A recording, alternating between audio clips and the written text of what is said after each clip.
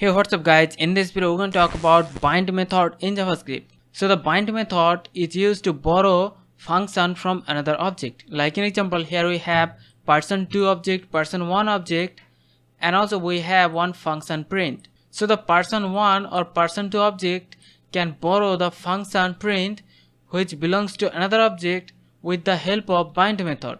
So for this we have to write print.bind, and then here inside we have to pass in the object like person1.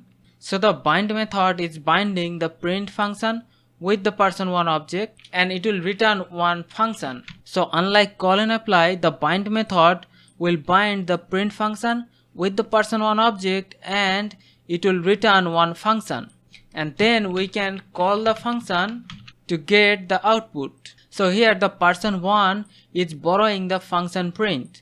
So now this dot name refer to the name property of the person1. Similarly also we can pass in person2, and now the person2 object is borrowing the function print. So now this dot name refer to the name property of person2 object. And also we can pass parameter to the print function while using the bind method.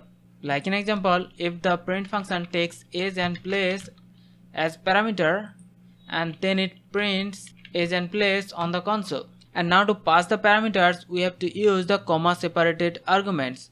So we have to pass the age 20 and then the place can be India, and you can see we have the output. So one of the use case of the bind method is when a function is used as a callback function. At that time this context is lost, so we can use the bind method to prevent the loss of this context. Like in example, we have one person object with the name and one display function. Now it just simply console logs this dot name. So here the person object has one name property, and the function simply prints the name of that object. So here we are using the this dot name. This refer to the person object. Now if we use the set timeout to call the person.display after 1 second, so you can see we're not getting any output because the context this has been lost after 1 second. Now this dot name does not have a value. To fix that we can use the bind method. So we have to bind person.display, and we have to bind this with the person object, and we're gonna store the return function inside the bound function variable. Now instead of passing person.display, if we pass the bound function, now you can see we are getting the output. So normally while we are calling the person.display inside that set timeout, here this context is lost. So this does not refer to the person object because of the set timeout.